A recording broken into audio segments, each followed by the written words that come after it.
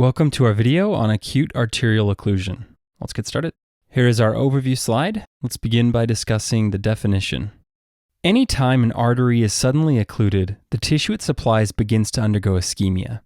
Examples include an occlusion in the coronary artery leading to an MI, an occlusion in the cerebral vasculature leading to a stroke, and an occlusion in the pulmonary vasculature leading to a pulmonary embolism.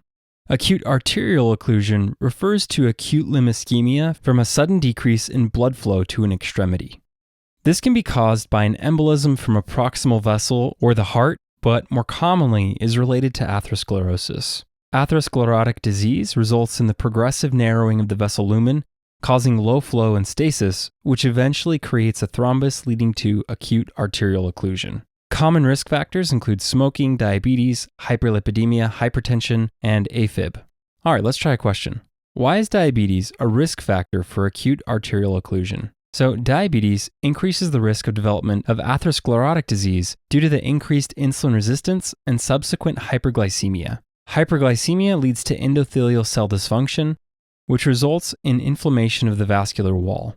The local inflammation in the vascular wall and oxidative stress leads to increased release of cytokines and chemokines. This in turn leads to recruitment of monocytes, which mature into macrophages and then release additional cytokines.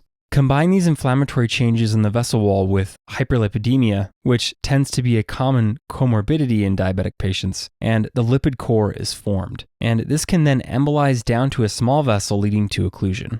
The classic clinical features of acute arterial occlusion are summarized by the 6 Ps: pain, pallor, pulselessness, poikilothermia, which is a fancy way of saying cold, paresthesias, and paralysis.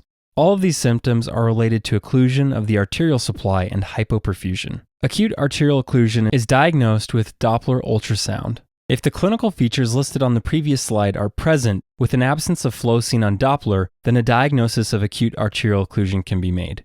It can also be made with angiography. CT or MRI are less invasive, with digital subtraction being the gold standard. Finding the cause of the acute arterial occlusion or other comorbidities are also important for these patients, so a cardiac workup with an EKG and echo should be obtained. Here is an algorithm that outlines the management of acute arterial occlusion. So based on the history and physical, if there is a high suspicion for acute arterial occlusion, then IV heparin is started, followed by diagnostic evaluation as time is tissue. Regardless of if there is rest pain or sensory loss, Doppler duplex ultrasound is the first line imaging. Now, if there is audible venous and arterial flow, then CT angio is indicated. The characteristic finding is a sharp cutoff of arterial filling or an intraluminal filling defect. This tissue is generally viable and mildly urgent revascularization is indicated. Now, if venous is audible but arterial is not, the algorithm is the same until the latter part, where the urgency of revascularization increases due to the limb being marginally threatened. Now, for those with rest pain, sensory loss, and inaudible arterial flow, but audible venous on Doppler, there is an immediate threat to the limb, and revascularization should be done emergently. If both arterial and venous pulses are inaudible for those with rest pain and sensory loss, then there is likely irreversible ischemia, and the limb requires amputation. This amputation should be performed urgently as well to prevent infection. This is an angiogram of the hand, but the principles are the same for the lower limb. The site of occlusion is approximately here and here. The image on the left is an angiography before thrombolytics, and the image on the right is afterwards. All right, let's try another question. What are features of an acute arterial occlusion that are unlikely to occur in peripheral artery disease?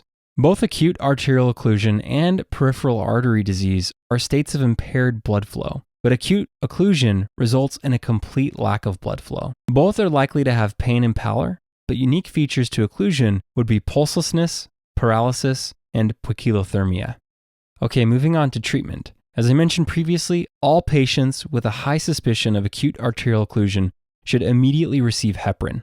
Thrombolytics and embolectomy are options for emergency revascularization. The options for embolectomy are catheter-assisted using a Fogarty balloon or aspiration. For a surgical embolectomy, the clot is removed through an incision in the vessel. Amputation is the last resort intervention and is done only for non-viable limbs. This is a visual representation of aspiration embolectomy. The catheter is inserted and advanced to the edge of the clot. The clot is then aspirated and removed. All right, let's wrap up with a final question. A 69-year-old male undergoes a procedure where a catheter is inserted into a vessel. Aspiration equipment is utilized and an embolized deposition of calcium and lipids are removed. What is required next as part of the workup for the likely etiology of this patient's diagnosis? A. CT head without contrast. B. CT head with contrast. C. Electrocardiogram. D. Ankle brachial indices. Or E. Echocardiogram. All right, this is a common way for questions to be asked on step 2, where they'll say what they did by describing the process instead of the name of it. The procedure described is a catheter-assisted embolectomy, where a clot is removed. Then they expect you to know what the diagnosis was based on the procedure, which in this case is acute arterial occlusion. In the STEM, we also learned that this was an embolized clot, not a thrombus. One of the most common causes of acute arterial occlusion secondary to an embolism is AFib. So an ECG should be done to evaluate for AFib, making the correct answer C. Options A and B refer to a stroke. CT without contrast should always be done prior to CT with contrast to rule out hemorrhage, and the contrasted study will show if there is an occlusion. However, while this patient is at risk for a stroke, he is not currently demonstrating symptoms of a stroke. So A and B are unnecessary and are therefore incorrect. Option D is incorrect because ankle brachial indices are used to diagnose peripheral artery disease, which likely would have started with conservative management, and the surgery used is not an embolectomy. So D is wrong. Finally, E is wrong because the role of echocardiogram in the workup of AFib is to evaluate for thrombus, wall contractility, and valve disruption. However, this wouldn't precede an ECG. So E is incorrect. And again, the correct answer is C, electrocardiogram. And that concludes this section.